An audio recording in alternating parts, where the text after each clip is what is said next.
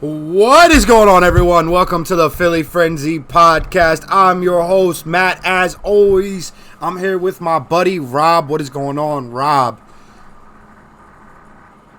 Out here enjoying some nice spring New Jersey weather, getting into the swing of all the sports going on right now. It's a great time of year. We got NFL offseason going. We got the MLB starting up.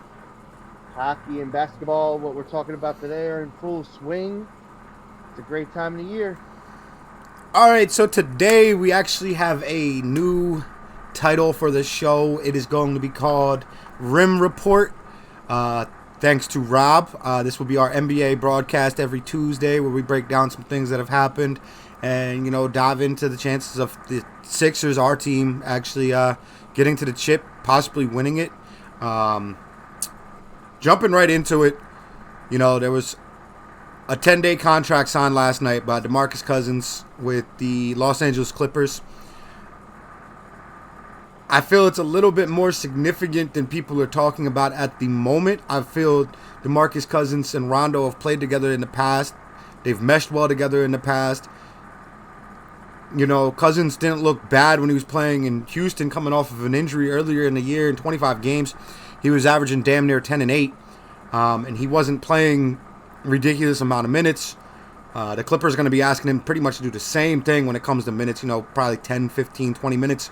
So a guy like that with that veteran presence, a guy who's been on a championship team, who's, might not have been the star player on a championship team, even a contributor last year being with the Lakers and being hurt, he understands locker rooms. And early on in Boogie's career, you wouldn't expect somebody to sit here and say, Boogie could change the dynamic of a locker room. I think Boogie and Rondo come in and they're bringing veteran presence, and they're two guys early in their careers. Boogie was a guy that, had issues in the locker room, and so was Rondo. There was a lot of reports when he was in Boston that, he just didn't mesh well with the big three that they had. But now seeing them later on, a little bit older, a little bit more mature, champions, I think they could help this Clippers team possibly, Turn it around, possibly beat the Lakers in 7.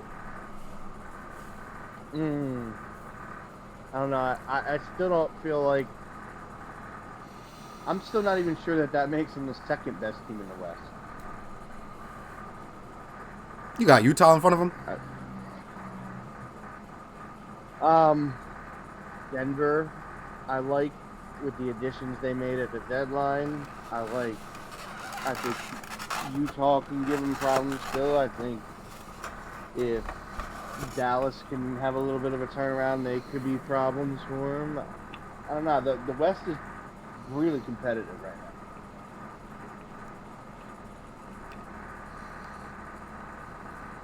I mean, Portland's a good squad. I think that the West is very close and very competitive right now. Everybody's favored in the Lakers hardcore, but if they're not healthy, they're not even the favorites out west. I get that, and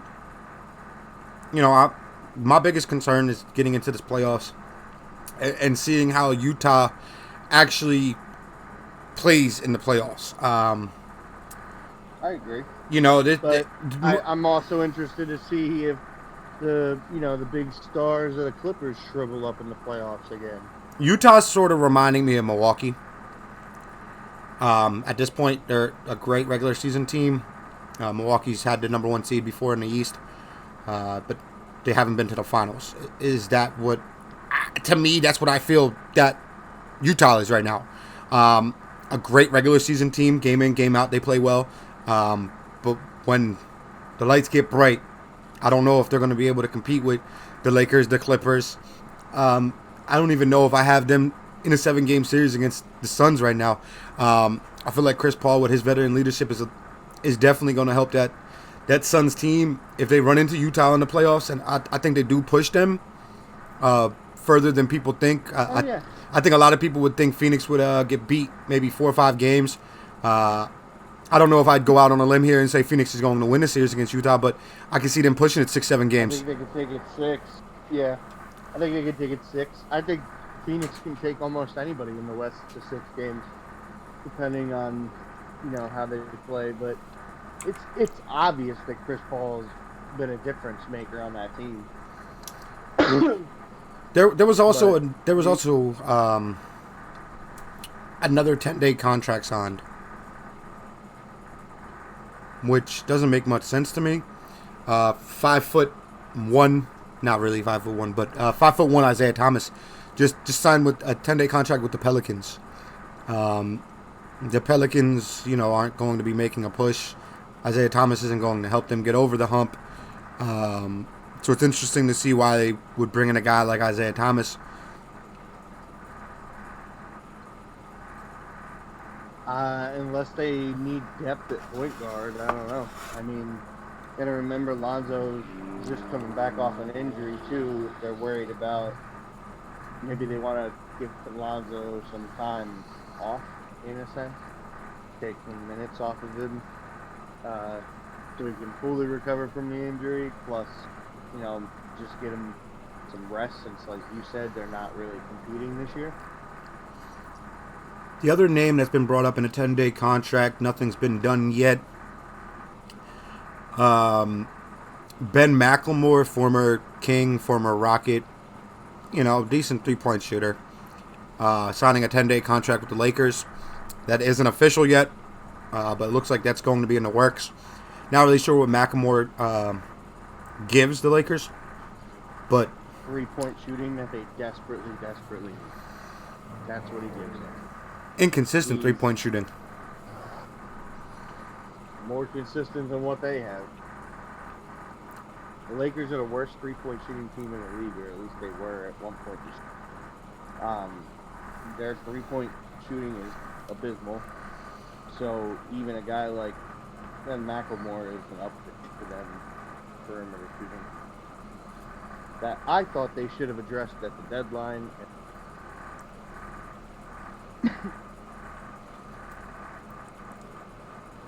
The bigger news that I really wanted to talk about today was the return of Joel Embiid on Saturday. Huge news. So if you don't know, Philadelphia won on Saturday against Minnesota in Joel Embiid's return. He had 24 points, I believe, in 28 or 29 minutes. It looked like Joel pre-injury. You like seeing that, especially a guy that's been having issues in the past, staying in shape after an injury or extended time off. So seeing him come back playing roughly 30 minutes and putting up 24 is definitely a good sign for Philadelphia fans and for the organization. And then Sunday he did not play. He did not play the back-to-back. They ended up losing to Memphis by 15. That game was terrible to watch. Ben Simmons is completely lost. Not really sure what it's going to take for the Sixers to realize that Ben Simmons... All right, you know what? I don't really know what it's going to take for the Sixers to realize the Sixers will not win a championship with Ben Simmons. I know I've said stuff about how I like them to win the East, and I feel like they could push the Lakers to a 7-game series. But when Ben Simmons is giving you double or single-digit points, and the offense is struggling, it kind of hurts the team. So that's my input on Ben Simmons. I wish he would have been traded for James Harden, but they didn't pull the trigger.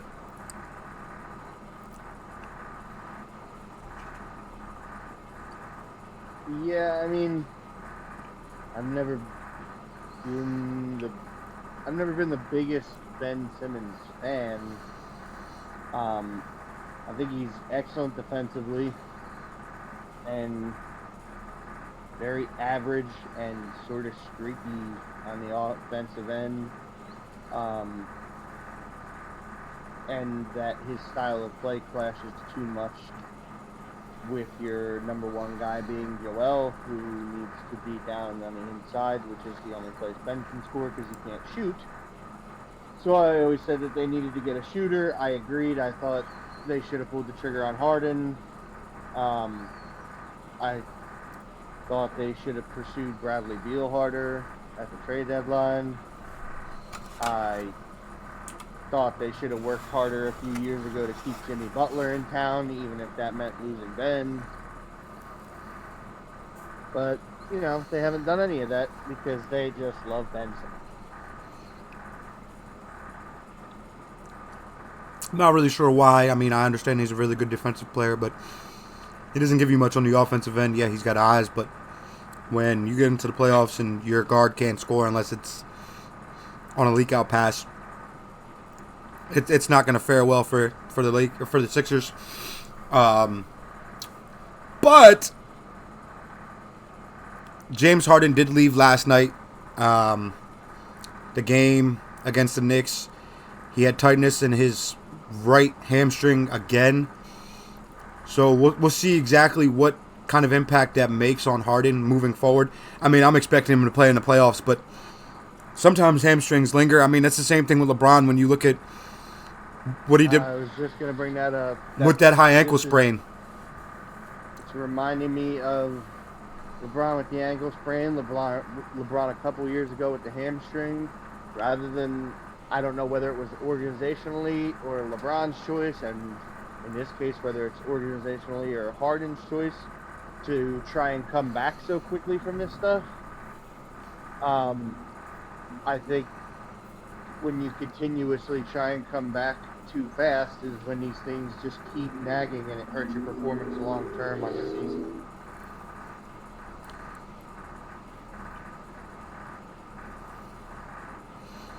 So the Sixers, I believe, remain a half game out of first place after,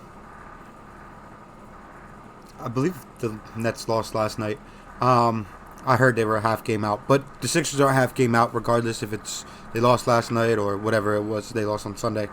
So we're still in that spot where we want to be to get the first seed, and I've been saying all along, first seed is the most important seed. You don't want to have to play Milwaukee and Brooklyn, or if you're Brooklyn, you don't want to play Milwaukee and Philly. If you're Milwaukee, you don't want to play Brooklyn and Philly. So you really want that one seed to, kind of give yourself a little bit of a easier road to the finals, and then having to play one of the three powerhouse guys. We are a half game back on Brooklyn because they're 35-16, we're 34-16. So we've played a game less, so we're a half game off. Milwaukee is 2 back from Brooklyn and a game and a half back from us. So it's real tight at the top of the East. Yeah. It's a major fall off after that because the rest of the teams are kind of average, or at least playing average so far this year. Unlike the West where, your top 6, 7 teams are all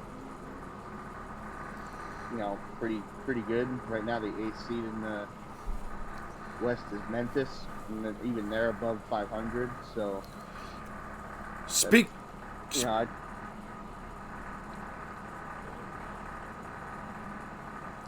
Speaking of 8 seeds, Rob, I know we haven't touched on this yet. There is something different this year with the playoffs. So the number 7 seed plays the number 10 seed, and the 8 and 9 play each other, and the 2 winners. So if the 10 seed, yes, if the 10 seed beats the 7 seed, the 10 seed is now in the playoffs. So that is some automatically the 8th seed. Yes. So that is interesting. That's something to keep an eye on. Right now, those matchups in the East, the Boston Celtics would be playing the Bulls, and the New York Knicks would be playing the Pacers. That Knicks-Pacers series would be very competitive. I think the biggest question mark. West, ooh, man, that's a matchup out west. You would have Dallas versus Golden State. Oh wow. San Antonio versus Memphis. Oh wow. Nice series. I have to do a little bit of research on it. I'm not sure if it's best of 3, if it's best of 1. I gotta look at that. that's something that I will have ready for next week when we do our NBA Rim report again, just to keep everything intact so we know exactly what is going on. I don't have much more to add. There hasn't really been much going on. I mean, we covered the signings. We touched on Joel coming back and Harden dealing with an injury, and then we hit on these possible playoff matchups for the play-in. Rob, is there anything you want to add before we shut down Rim Report today? No, I think we touched on most of what's going on right now. So, other than the exact specs on the playoff play-in that got voted in, that's about it. All right, then, we're going to take a quick break. We'll be back with What the Puck, our new NHL show. So stay tuned.